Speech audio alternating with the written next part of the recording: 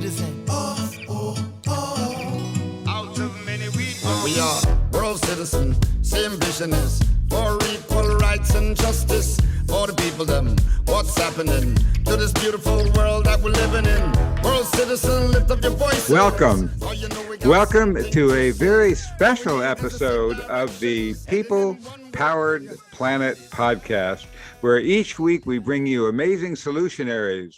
While so many podcasts focus on the deep, terrible problems of the world, we try to move from the problems to the solutions. And today we have one of the major movers and shakers in the peace movement that has had incredible impact in helping to forward the landmine treaty, the treaty on nuclear weapons. The whole grassroots movement has been powerfully impelled by CODEPINK and its co-founder, Medea Benjamin. And she's been considered one of Newsday magazine called her one of the most effective fighters for human rights. The New York Times says she's one of the high-profile leaders of the peace movement. And we all know and love how much impact she's had and creativity and genius that CODEPINK has put into not just demanding an end to war or marching, but using very creative and inventive methods to try to propel a new narrative into the dominant narrative. So she has an incredible new book called The War in Ukraine, Making Sense of a Senseless Conflict. And it indeed is senseless. And I have to tell you, this is an incredible book. I very much enjoyed, well, I can't say enjoyed reading it. I was overwhelmed reading it just with the depth of the research, how well she's covered it and how well she's framed it. A crucially important book for people to read. And so I think what I want to do to start the discussion is to, well, first of all, welcome you. Welcome to the podcast, and good to have you here. Great to be on with you. Thank you so much for the invitation. You're welcome. And what I really would like us to do is try to take a look at the big picture. I mean, at the end of the Cold War, we had an incredible opportunity where it seemed like Gorbachev helped to bring an end to the Soviet Empire. He saw that it wasn't really working, and he wanted to build great relations with the West. I mean, you quote him in the book as saying that he said, "I want to be remembered as an optimist. Let's assimilate the lessons of the 20th century to rid the world of militarism and violence against against peoples and nature, and weapons of mass destruction of all types." So here we went from a situation where there was an incredible opportunity. The Warsaw Pact disbanded. They thought NATO would too. They would build peaceful relations. How did we get from there to a situation where in the mass public media, it looks like here was this unprovoked attack from Russia on this little country of Ukraine? Can you give us a brief overview of how did that trajectory happen? Yes, as you say, Arthur, it's such a shame, and one can only dream about what would have happened if indeed NATO had disbanded after the Warsaw Pact disbanded with the fall of the Soviet Union. It would be a very different situation today, and probably a much more peaceful one. Instead, we have this agreement that was made verbally because it would not have passed through the US Congress, but it was a very clear agreement made between the US and Gorbachev at that time, that the NATO countries would not be expanded. They would not move, quote, 1 inch eastward. And yet that has been violated over and over again by both Democratic presidents, Bill Clinton, Republican President George Bush, and now we see the latest expansion of NATO with Finland coming in. And of course, this all is kind of a vicious circle, self-fulfilling prophecy, because as countries feel threatened by Russia, they want to join NATO. As they join NATO, Russia feels provoked by that, and it goes round and round. I think there are certainly legitimate security interests that Russia has had all along that haven't been taken into account. That includes the expansion of NATO. It includes US placing nuclear weapons in 5 European countries. It includes US bases close to Russia's border, such as in Poland and Romania. And then we have the other issue of US involvement in the internal affairs of Ukraine to turn its government in 2014 from one that was pro-Russia to one that was anti-Russia.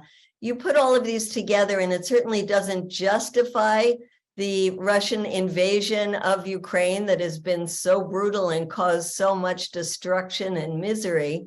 But it does put a context there so that people can understand that this conflict did not just fall from the sky. It did not happen that one day Putin woke up and said, I think I'll invade Ukraine. It's been building up for many years now. And in the title of the subtitle of our book, Making Sense of a Senseless War, we say that because it was a war foretold. And we quote many people in the book, US ambassadors to Russia, academics, people in the military community, who said over and over and over again that if NATO is expanded eastward, that this will destabilize the region and Russia will be forced to take action. So there we have some of the background that puts it in the context, but yet again, does not justify it. Yes, it's definitely. I mean, it's definitely a war crime and a horrible invasion of this country, and yet at the same time, in every single conflict, each side always sees itself as completely right and the other completely wrong, and we always demonize the enemy. So we never fight against people. We fight against, an individual. It's a Hitler, and it's or it's Saddam Hussein, or it's Putin, and yet the bulk of the people who suffer from it seem to not be the person that we're sort of aiming at, but the ordinary people.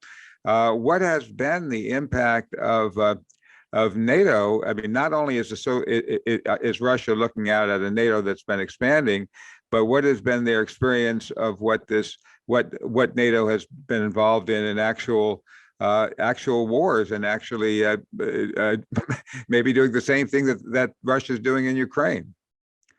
I think it's important, just as we said that it's wrong to call this invasion one that was not provoked, it's also wrong to call NATO a defensive alliance, because the way that it has acted in recent decades is certainly one of offense, whether you're talking about the illegal, because it was not approved by the Security Council, the illegal involvement in the bombing of Kosovo, or whether you're talking about NATO involvement in conflicts that are way far beyond the border of the North Atlantic. That includes getting involved with the US in the invasion of Afghanistan, in the overthrow of Gaddafi in Libya, and in other far-off lands, as well as the strategic planning of NATO that not only focused on Russia as an enemy with many war games, military exercises that would simulate even a nuclear attack on Russia, but also having its sights set against China right now, which is something the US military is doing as well. So this is an aggressive military alliance. And it's important for people to try to put it in the perspective of what if Mexico was afraid of the United States. And there have been reasons for Mexico to be afraid of the United States. Even now, when there are people like Senator Lindsey Graham who say Mexico can't control the drug cartels, we should go in there and bomb them. So what if Mexico made a military alliance with Russia or with China? The US indeed would immediately take action to stop that. Let's also remember the US has for 200 years now had this Monroe Doctrine that says that no other military country alliance could be formed in the US backyard, which is all of Latin America. So I think it might be useful for people to put that kind of perspective on, that the US would never allow it.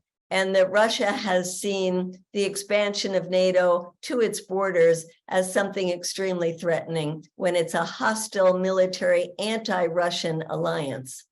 Yeah, it's not just that we actually did. When Khrushchev put missiles in Cuba, we were willing to go to nuclear war to stop them from being there. And it was only some very last minute incredible negotiations that ended up averting nuclear war at that point.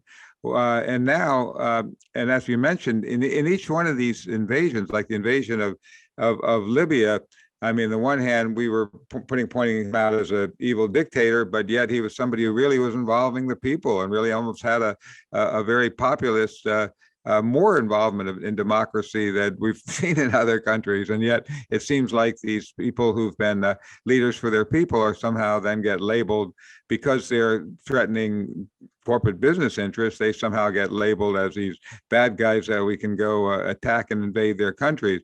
And yet, in each one of these other invasions, we never saw the media. The media give it the kind of coverage that we've seen of the war in Ukraine, where we actually got to see the brutal nature of it. And how much has that information war affected the both the development of the war and the fueling of the arms industry? Absolutely, Arthur. I think it is so important to point out the role of the media, first in not covering wars that the U.S. has been involved in as the aggressor, not showing us the brutality of that war, not demanding accountability for the war crimes that the U.S. has been involved in. And yet, when it comes to Ukraine, not only showing the brutality of this war, which is indeed brutal, but also giving a false narrative that says that Ukraine is winning this war. And therefore, if we only keep giving more weapons, more high-powered kinds of weapons, that we will be able to help them achieve victory. And the question also must come up, what is victory? Because we hear different things at different times. One being victory is just getting Russia back to where it was a year ago, and the other is going back to 2014 and getting back every inch of Donbass and Crimea. So we don't know what victory is, but the way the media portrays it is one of Ukraine winning. We recently have these leaked documents that have come out that show insiders within the Pentagon saying that this is a stalemate. This is something that the chair of the Joint Chiefs of Staff, Mark Milley, said a couple of months ago, until he was forced to pretty much retract his comments. But he said at the time that Ukraine has valiantly resisted, but it doesn't look like there will be a victory by either side on the battlefield, which means it's a good time to seize the moment and go for negotiations. And this is what those leaked documents, as well as the Pentagon-funded RAND Corporation, came out and said. And it's something that is echoed by many military leaders in Europe, saying there is a stalemate. If we don't want to go into a nuclear confrontation, we must recognize this is not a war that can be won on the battlefield, that we have to go to negotiations. But we don't hear that kind of talk in the media. We don't hear the media asking questions that people like myself have asked directly to Anthony Blinken when he was at a hearing in Congress, and I got arrested for asking this question, which is asking, where is your peace plan? You're supposed to be a diplomat. You don't like the peace plans that other countries are putting forth. Where is yours? But the media never seems to be asking that question of our leaders. Right. Now, we saw you got arrested for that. And in Russia, we saw the courageous woman who posted on their media the quick flash that broke into Russian media of showing that the Russians were not with this war. It seems to me that early in the war, there was possibly an opportunity to build a huge anti-war movement in Russia, as we had against the Vietnam War in our country. but somehow maybe the sanctions and the combinations of other things have made it even more difficult to build a peace movement from within. Would you say that's part of the tragedy of what's happened? Well, certainly we have to talk about the repression of the Russian government of rounding up thousands of people and putting them into prison when they came out to peacefully protest. And then there's the factor that many hundreds of thousands of people have left the country, afraid of being conscripted into the military. These are some of the reasons. There is a censored media that gives the idea that this is not even a war, but a special military operation. And but we do have to also admit that the Russian people for many years now have been concerned about the ethnic Russians inside Ukraine, discrimination against them, an ongoing civil war that started in 2014. And we also have to admit that there is a lot of sympathy for Putin in Russia because of the way that he came in years ago now to deal with some of the deep corruption in the Russian state that came about as many of the state-owned industries were privatized, how during his time there has been an increase in the standard of living of the Russian people. So it's a very complicated situation inside of Russia. Let's also remember, Arthur, that it took many years for an anti-war movement to really develop in the United States during the Vietnam War. And we don't know how long this war in Ukraine is going to go on. Hopefully, it's not going to go on for years and years as the Vietnam War did. But it is difficult to see an anti-war movement quickly developing in Russia. Although I would just want to say on the other side of things, there are millions of Russians who are getting information from alternative sources, not just the government media. And there are many people in Russia who are beginning to feel the effects of those sanctions. While the Western countries thought it would be quick, that the sanctions would mean a caving of the ruble right away, that didn't happen. But now that it's over a year into those sanctions, they are starting to feel the effect. And as the war drags on, they will more and more. And so this leads us to believe that there will be more disenchantment within Russia that will lead to more pressure on the Russian government to find a solution to this conflict. You mentioned the incredible repression in the Soviet Union of any action. Is it kind of stunning that we've had in the U.S. such incredible censorship of other voices? You mentioned programs like Lee Camp, who was very against the Soviet invasion, and who in fact interviewed me at one point, that he and so many others were taken off the air and not allowed to be on YouTube. Well, tell us a little more about that, about the unprecedented censorship on our side. We see how horrible it is when Russia does it, but what's been happening on this side? Well, certainly there are examples on the U.S. side of cutting out access to what people in our government consider Russian propaganda, and some of it is state-run media such as RT that used to be called Russia Today. You used to be able to get it on television. Now you can't. You can get it on your computer. But more important, I think, to talk about is the kind of censorship by keeping voices, alternative voices off the mainstream media, not publishing op-eds by people who want to promote an alternative narrative, not letting them be on the mainstream cable shows. Your viewers here might know some of those people, like Jeffrey Sachs, who has been an expert advisor to both the governments of Ukraine and Russia for years. somebody who has a lot to say on this issue, and said for about 40 years, he used to get op-eds published in the Washington Post and the New York Times. He can't get one in today.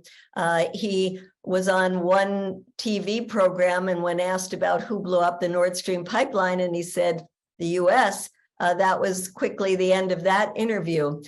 He is not alone. I try all the time to get op-eds, articles, and to get into mainstream news, and haven't been able to do it. And I know many of my colleagues who share a similar perspective on this war are also blacklisted from the corporate media.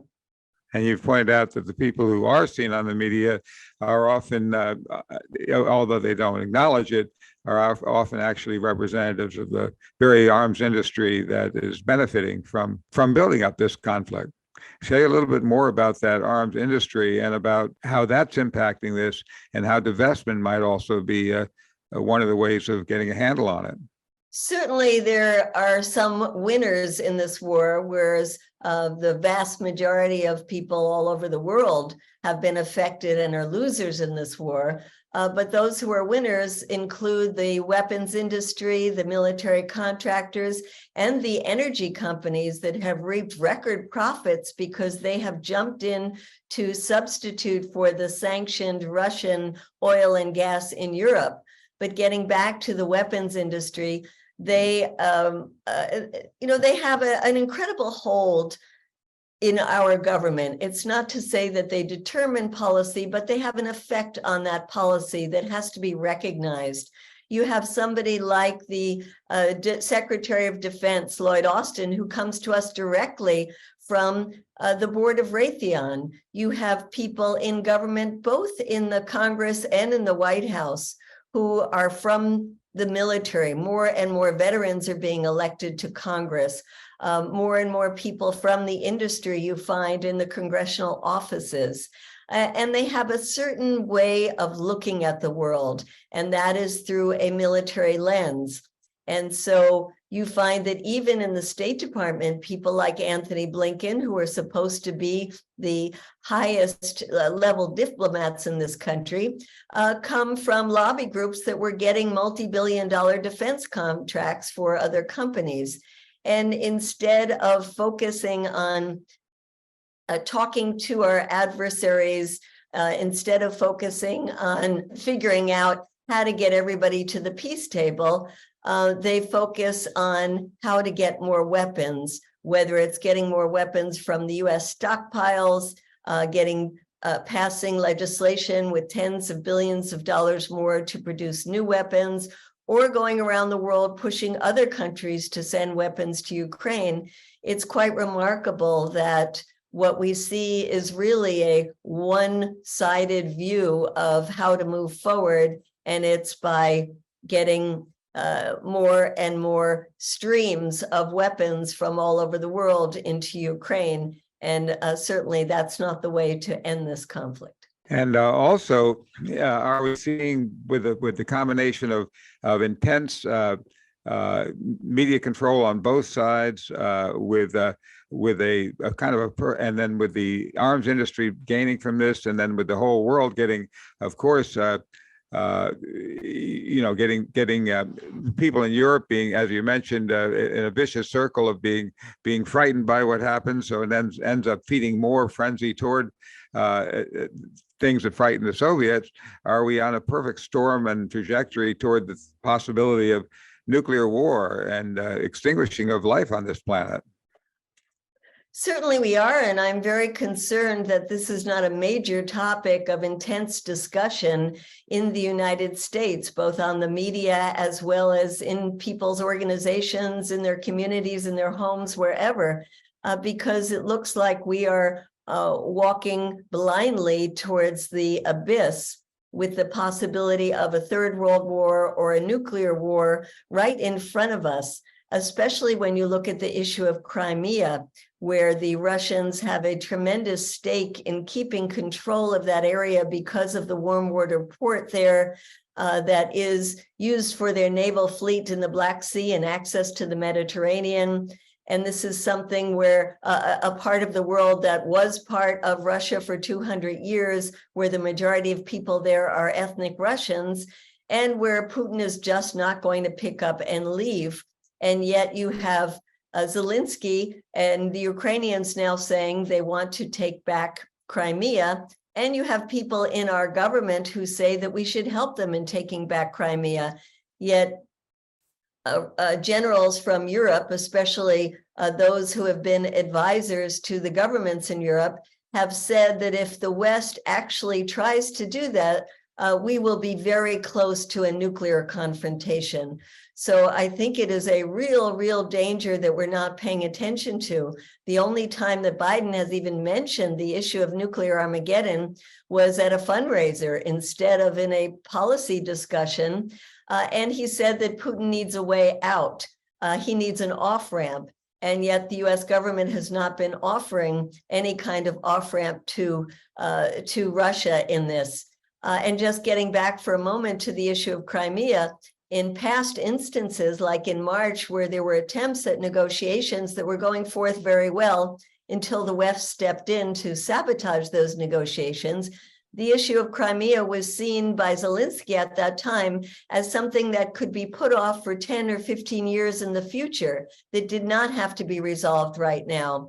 So the fact that the Ukrainians have gone back on that and are now talking about retaking Crimea and the US supporting that does seem to be something that is pushing us closer and closer to a much wider, a much more dangerous, and potentially a nuclear conflict.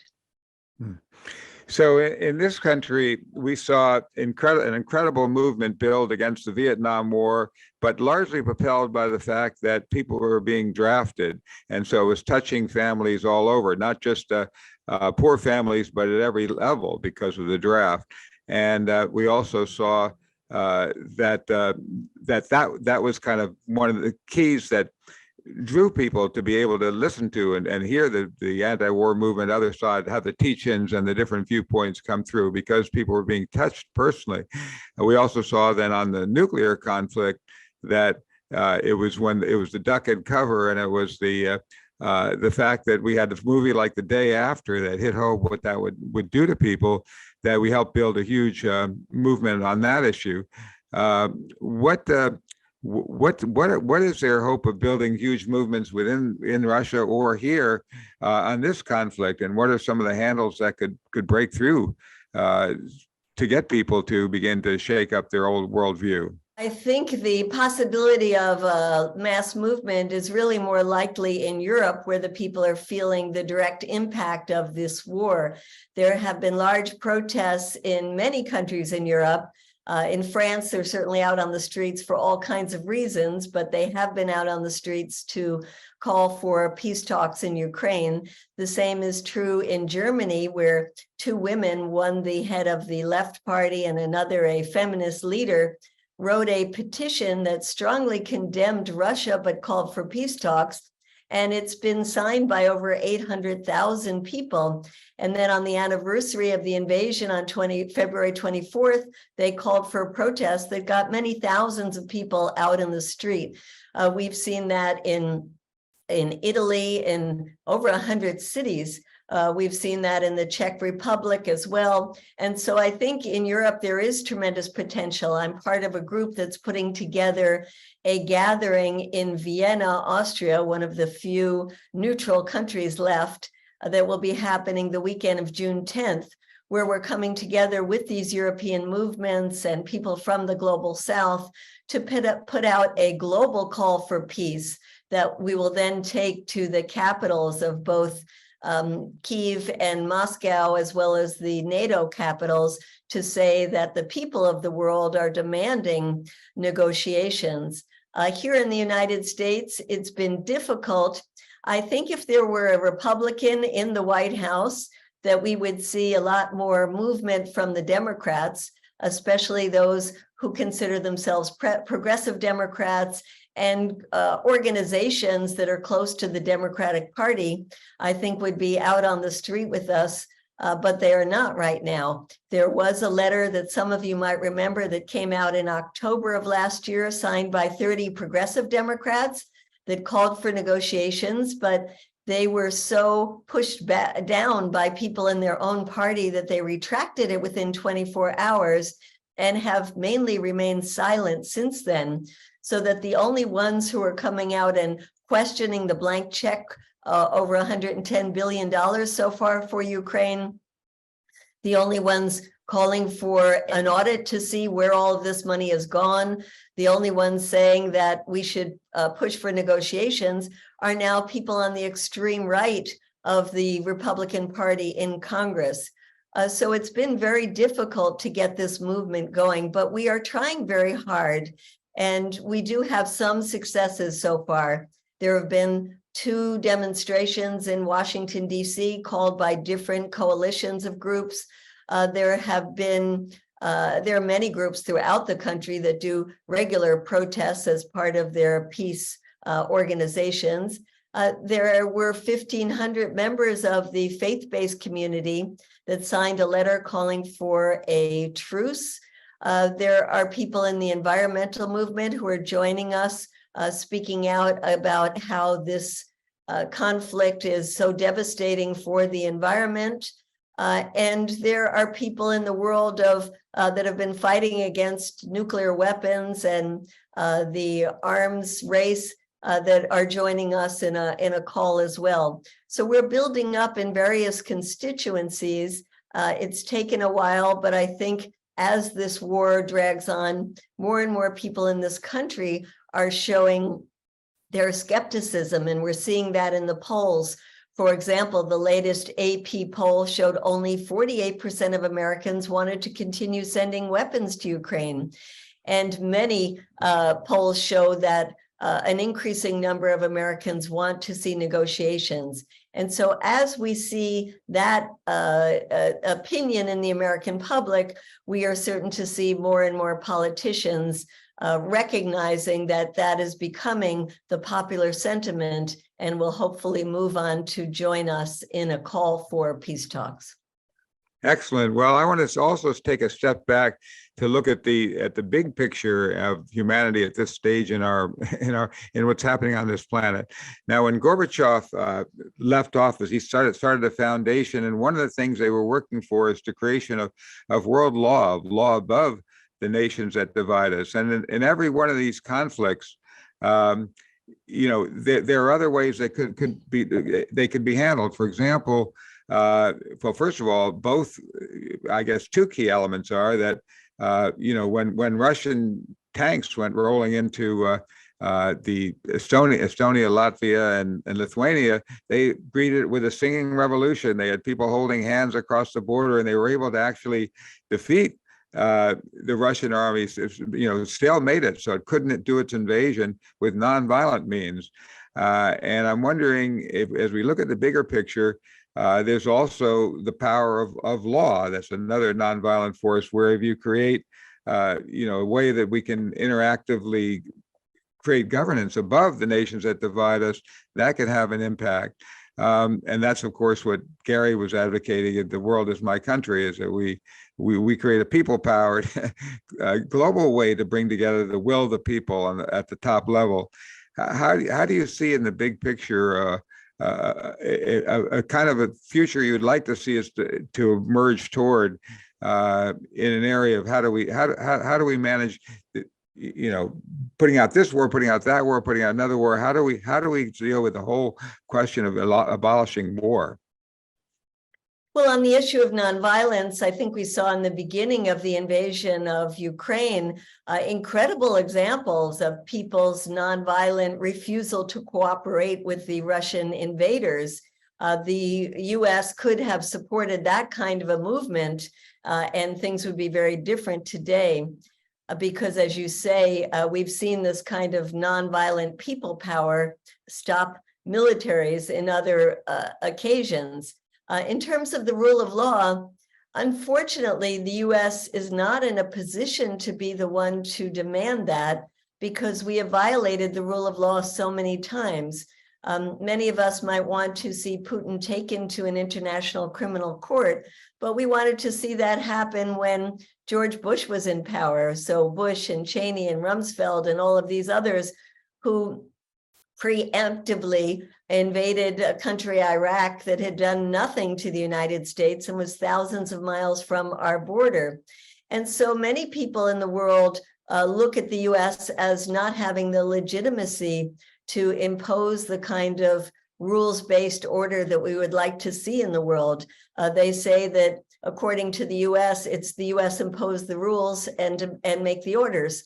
But I think as the people of the world do want to see a rules-based order that is the same for all countries around the world, that applies to the superpowers as well as the small countries, and would also like to see the US and all the other countries, including Russia, sign up to these international bodies like the International Criminal Court, and to give some teeth to resolutions passed on the international level, whether we're talking about climate agreements that the US has pushed for them not to be binding, or whether we're talking about international conventions like the rights of the child, where the US has refused to sign on to those. So we have a lot of work in this country to do to get our government to behave properly and to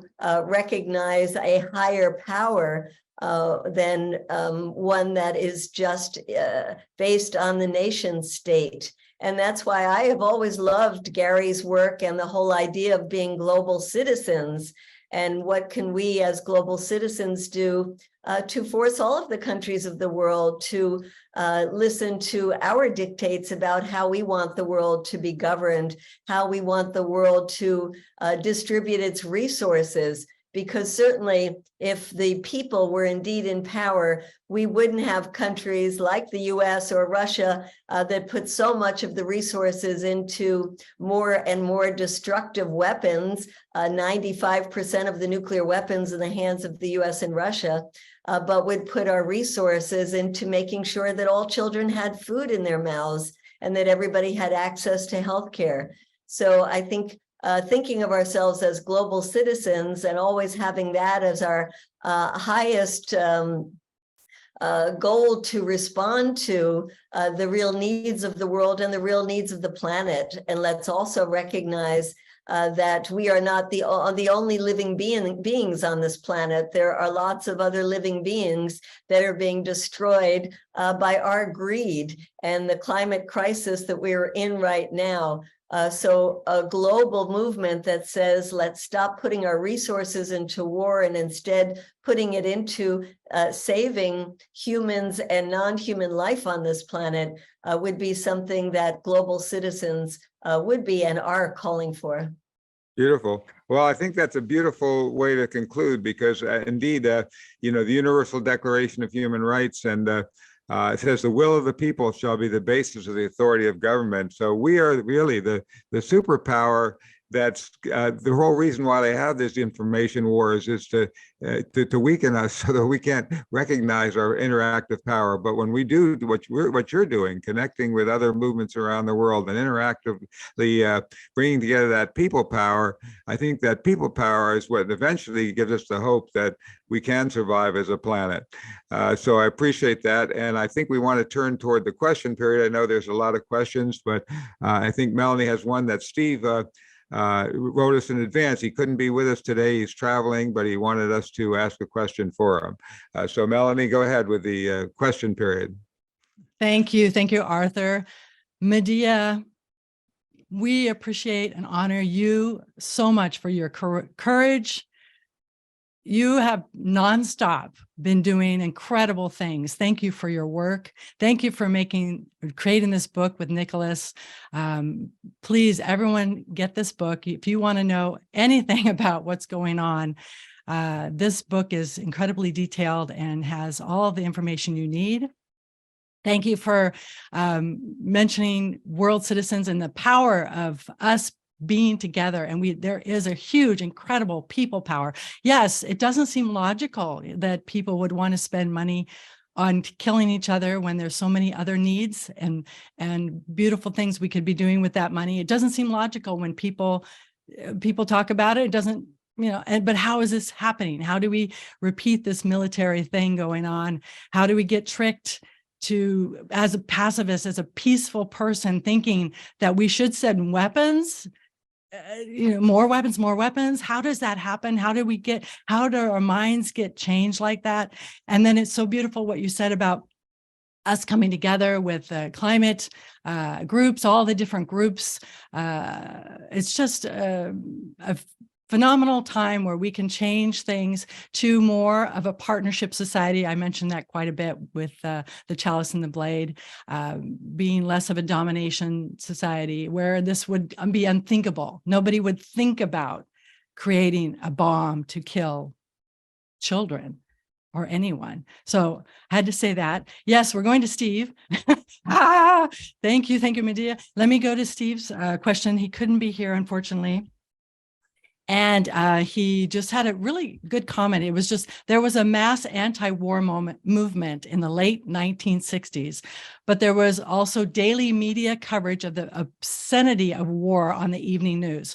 Now we're dealing with widespread apathy and hostility to any suggestion of peace overtures to Russia.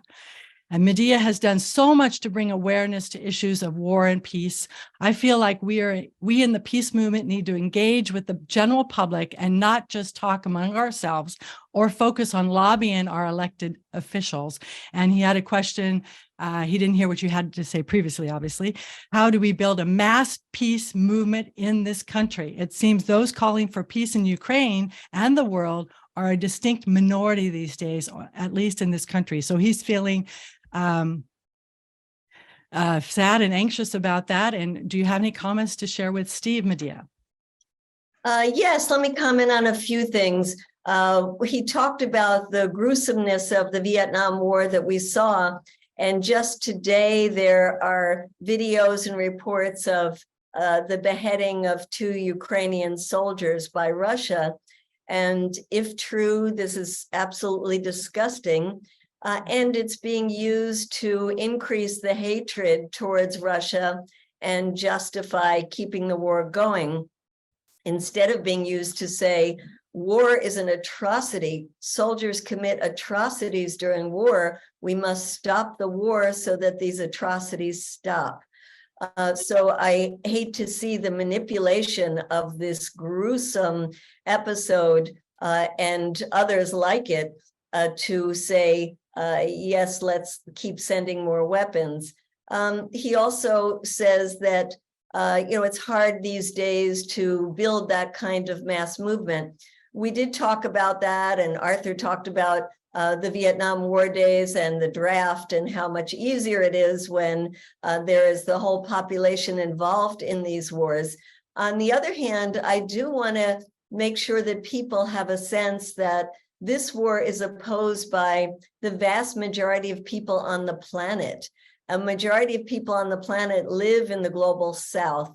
And while the Biden administration has been talking about the tremendous strength of unity between the NATO countries, and that there are 101 countries at the UN that have voted to condemn Russia, that 2 things about that. One is the countries that abstained represent the majority of people in the world.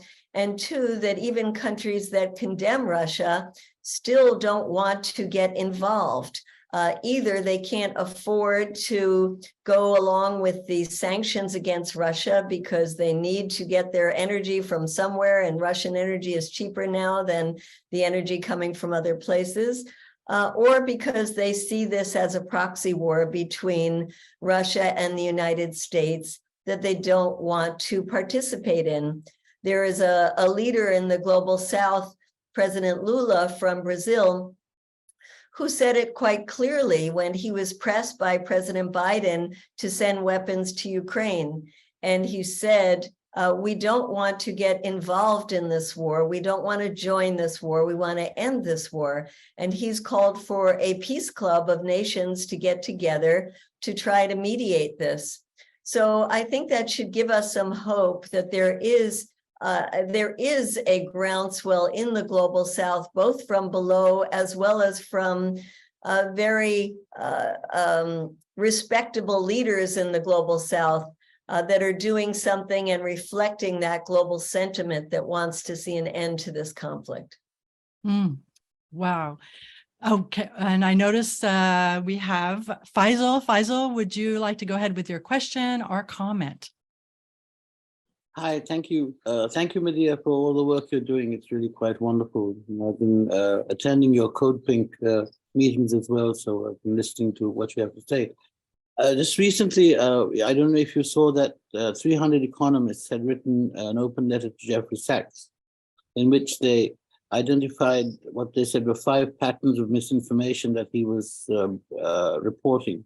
The first was denying the agency of Ukraine and saying that Ukraine is being merely a puppet of the US, denies the sovereignty of the Ukraine and their ability to respond to themselves to an aggression. And then the idea that NATO provoked Russia, which they said is due to the history of the Soviet Union in that region, which is why they reckon people have wanted to join NATO in the first place. And again, denying Ukraine's sovereign integrity as a country of its own right, and then pushing forward the Kremlin's peace plans and presenting Ukraine as a divided country. You know, the information they present is that roughly more than 80% of Ukrainians have no wish to join Russia or to be any part of Russia. I was just wondering what you felt about that, about this open letter, if you'd seen it at all. Yes, and I don't know if we have time to go through each one of them. Certainly the issue of Ukrainian agency, I don't think that Jeffrey Sachs, and certainly not myself, says that the Ukrainians don't have the right to resist the Russian invasion. The question is, what are we doing? And is our focus on sending weapons a disincentive, as well as the times that we have come in to stop and sabotage the negotiations? We saw a month after the invasion when Zelensky got on national television and said peace was the most important thing, that it looked like they were going to have to forego joining NATO, but they could be a neutral country with strong guarantees by powerful countries. And we heard from both the Turkish negotiators as well as another negotiator at that time, who was the Prime Minister Naftali Bennett of Israel, who said that the West came in and sabotaged those negotiations. We see it right now with the Chinese coming in with their peace plan, when both Zelensky and Putin have reacted favorably to the set of principles put forward by the Chinese, and yet the US is the one that came out and ridiculed the plan. And so I think time and time again, we see the US has actually stopped negotiations from happening. In terms of some of the other issues, you know, we quote in the book at great length so many of the ambassadors at that time, including the head of the CIA right now, William Burns, who said, this is a bright red line. Do not cross it. It will result in destabilization of the region. It will be terrible for the region.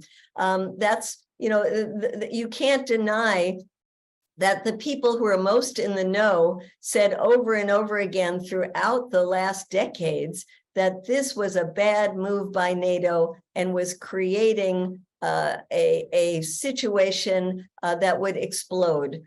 We also say, I know that in that letter, and those who want to deny the major role the US has played in the internal affairs of Ukraine, try to say that the Maidan revolution was something that was just from the base and was not taken over by military forces. We say that it was, and that it became a coup, and that the US was deeply involved in that. And we hear it directly from the mouths of Assistant Secretary of State Victoria Nuland in that leaked audio, where she is telling the US ambassador in Ukraine who is going to be the next leader of Ukraine, who is going to be pushed on the outs, who is going to be on the inside. We even see her physically, videos of her in Maidan Square supporting the uprising. And then, of course, when you have an uprising where a government that was democratically elected is ousted and a new government put in place, we saw a Gallup poll that showed that over 50% of Ukrainians did not believe that that new government was constitutional or legitimate. And if you broke it down by East and West, Eastern, where there are more sympathetic people to the Russians and more ethnic Russians, there was an overwhelming majority that did not believe that that new government was a legitimate one. So we can go throughout history and look at the tremendous US involvement that has actually pushed Ukraine in this direction.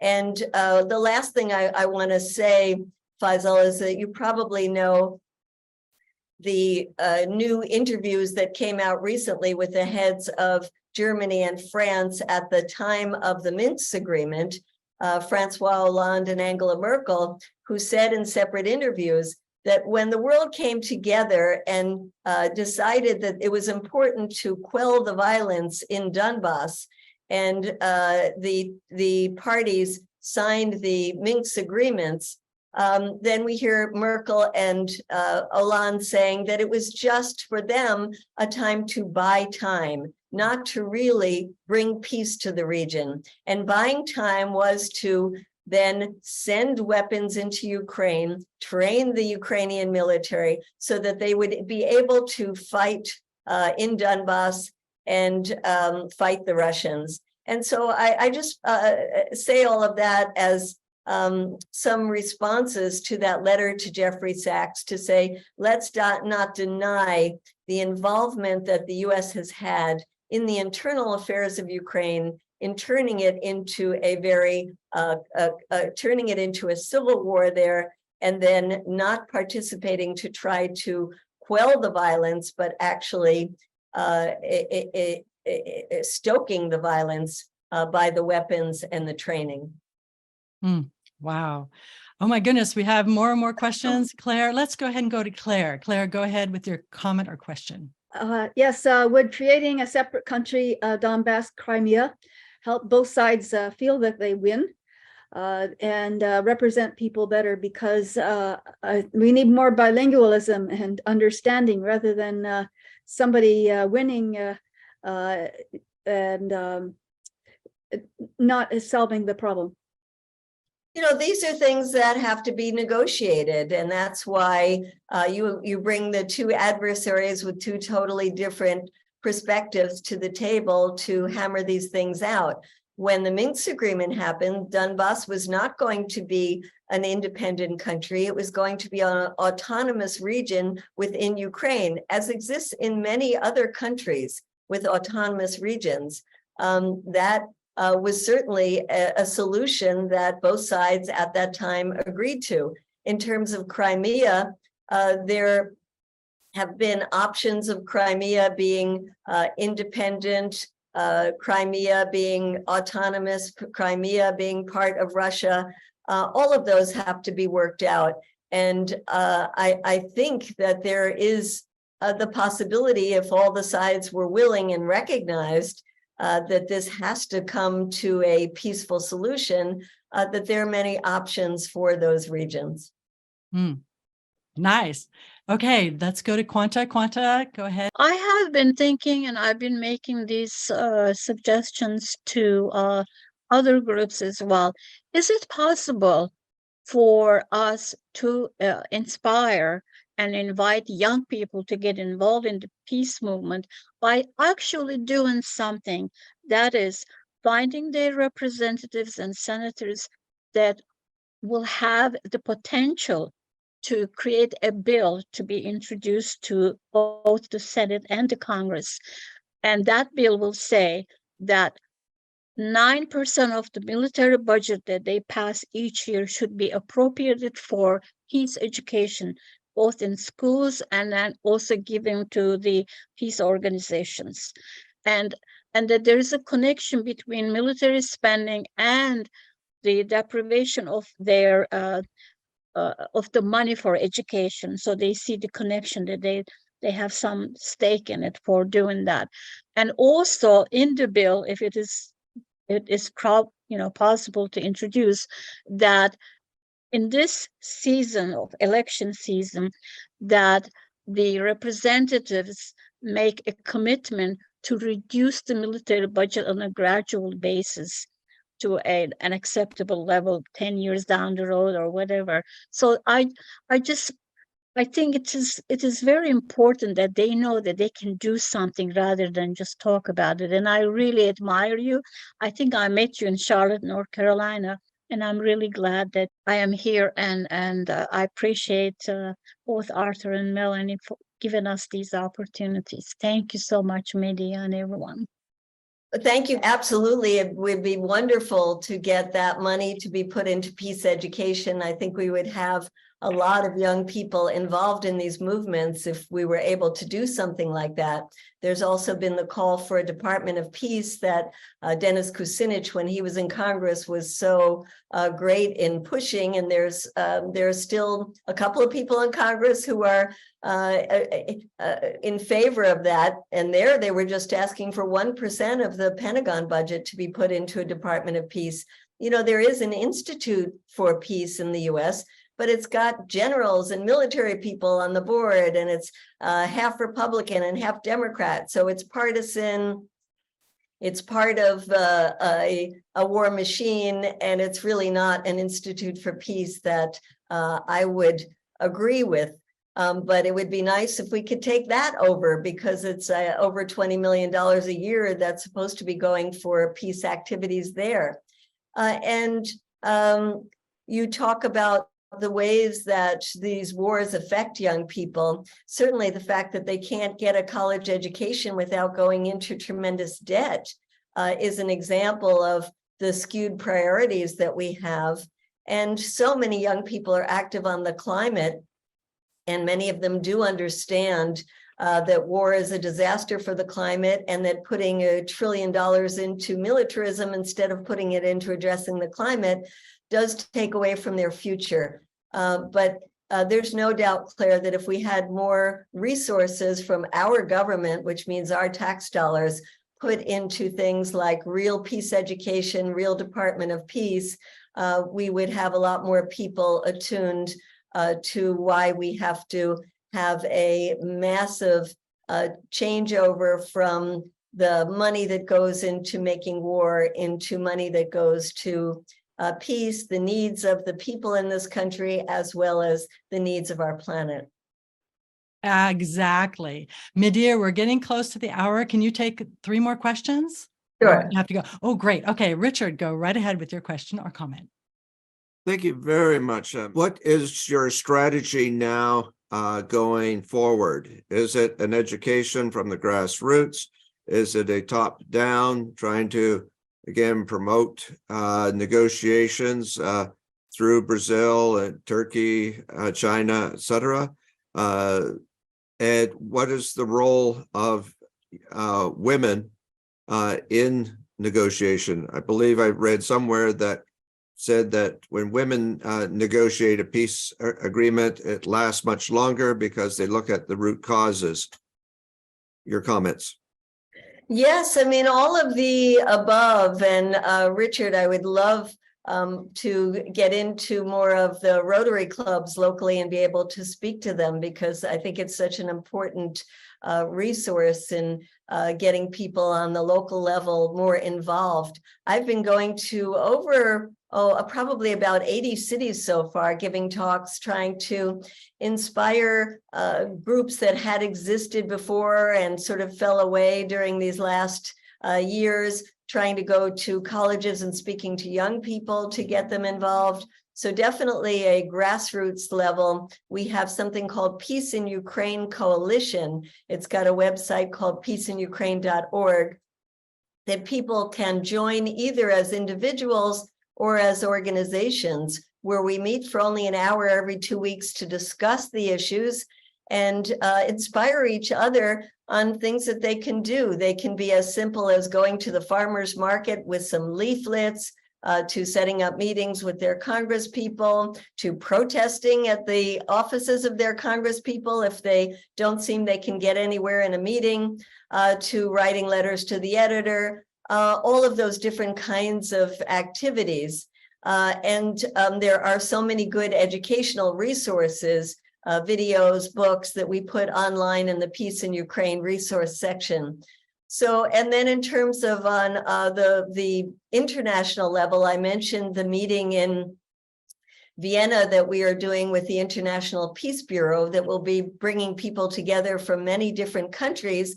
And I think that's another example of how we can inspire each other, because in some of the other countries, they're able to get large organizations like the labor unions involved.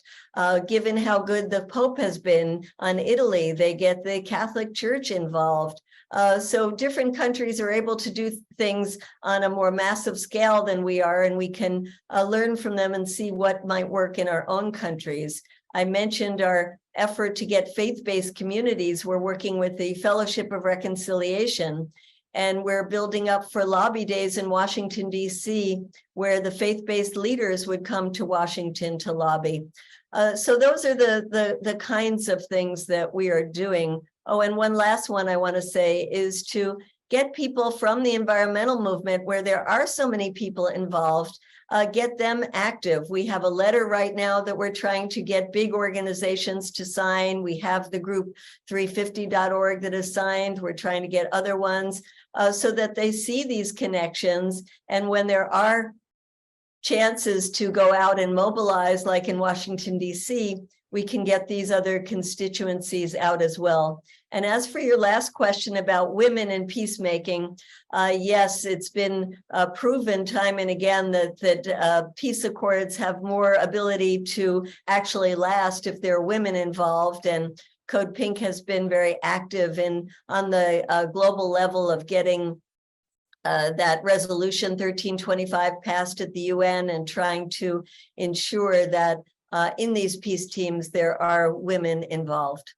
I'd like to say CODEPINK, just look at their website. It's amazing. Please get involved with it. Please become a member. Please join. It's actions, information, as you can see from what just this little snippet from Medea, full of fantastic information and knowledge. So please do join CODEPINK. We'd like to quickly go to our next comment or question. Go ahead, Michael. Oh, thank you so much. A two-part question. My first part was, I was kind of under the impression that NATO was a defensive organization, and yes, it was growing, but my question was there any scenario possible at all where NATO would be invading Russia? I just don't see how that'd be ever possible or how that could ever be justified among European nations. And part two is, believe so much in the power of the youth movement and especially combining the climate movement with the peace movement is super powerful idea. And there's a young filmmaker that you must know about. Her name escapes me, but she has a movie called 1.5 Degrees of Peace. And so those are the two parts. Tasha Slavner, yes. Thank you. Yes, Slavner. Yes. Would I see a scenario? I don't think we know where this could go. I certainly could see a scenario where the NATO countries would start sending troops. I certainly see a scenario where a NATO country gets involved. I don't know if you remember just a couple of months ago when there was a stray missile that went to Poland and killed 2 people. And it was thought that that came from Russia. And immediately there was talk about invoking Article 5 because Poland is a member of NATO, and it would have meant that the NATO countries would have to all get involved militarily. Luckily, in that particular case, it was a stray missile that came from Ukraine, but I could certainly see that happening and it coming from Russia. So there are so many dangers, both intentional and accidental, that could extend this war outside the confines of Ukraine. And let's remember, Ukraine is already sending missiles and there are attacks inside of Russia. And the US is deeply involved in the intelligence with Ukraine. So in some ways, you could say that's already beginning to happen. In terms of the power of the youth, I can't agree with you more. I love speaking to colleges because we need young people. And I am disappointed that when I don't speak in colleges and it's community places, most of the people that come are elderly people, are people who are retired. And we don't get that energy from the young people and from an intergenerational movement that I think is so important as well. So anything we can do to bring young people in, and as you say, and I have said, hooking this into the environmental issues is so important. We have a 10-minute video that we did as CODEPINK, and it's up on the Peace in Ukraine website that shows the connection between the environment and the war in Ukraine. And we're showing that a lot at youth forums. So I agree with you totally, Michael. Excellent. And for our last comment question, invitation is David. Go ahead, David. Yeah. Hi, Medea. Thank you so much for your amazing peace activism. You've talked about the devastating effects that war has on human and environmental rights. And World Service Authority over the last several years is trying to build a coalition to create a world court of human rights. We actually already have a draft statute for it. And I'll be meeting with the Washington Working Group on the International Criminal Court on Friday to build this coalition more. I'm wondering, what are your thoughts for maybe CODEPINK helping us and joining that coalition and advancing such a court? Absolutely. I think we would love to. And I assume that in your conception of human rights, you take in what the UN Charter says, which is that there's the right to life and there's the economic rights. And I'm very disappointed that so many times our government and other organizations forget these economic rights, that people have the right to eat, they have the right to a roof over their head, they have the right to health care. And so when we put human rights in that broader context and recognize the greatest violation of human rights is the taking of life.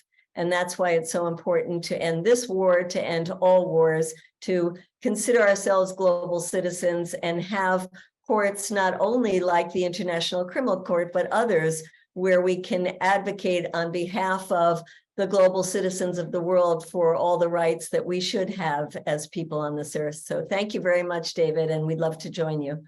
Wow, phenomenal news. Yay.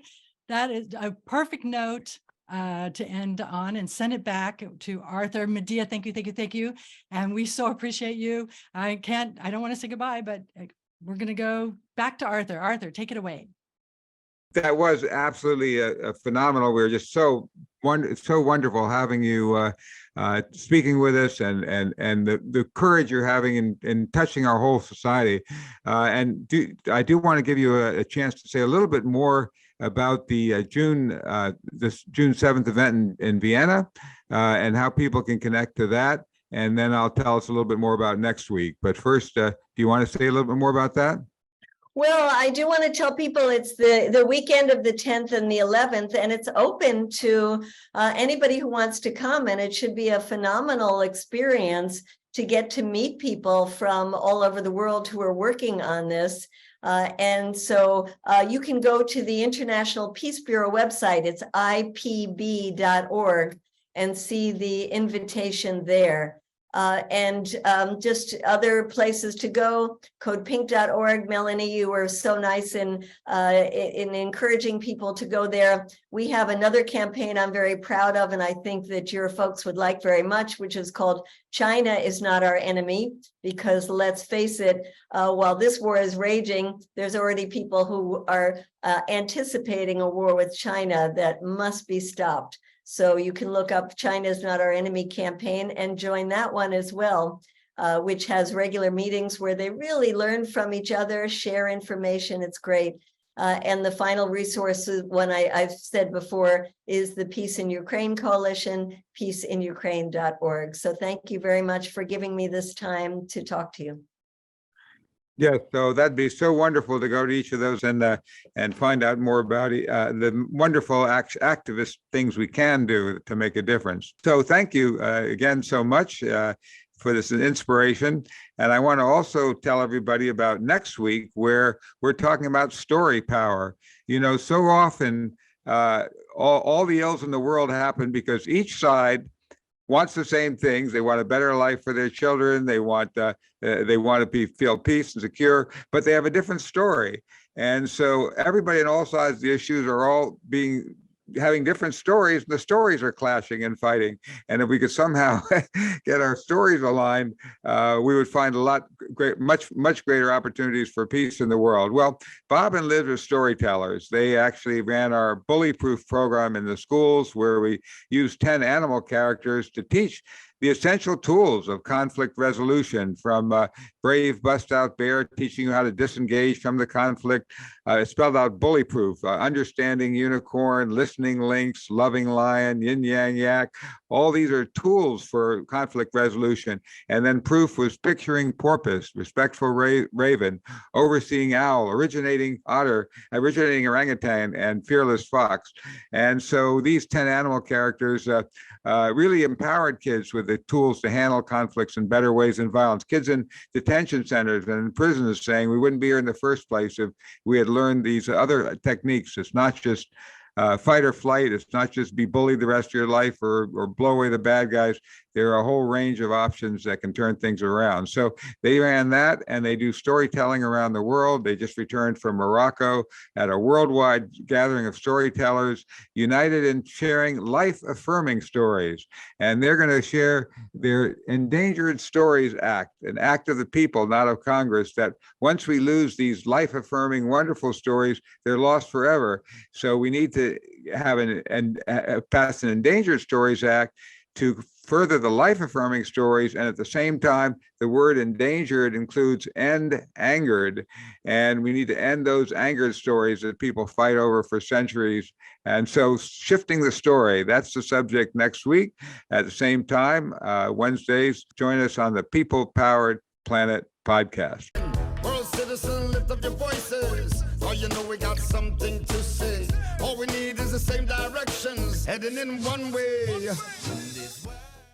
Thank you for watching. Please subscribe to our channel and like this video.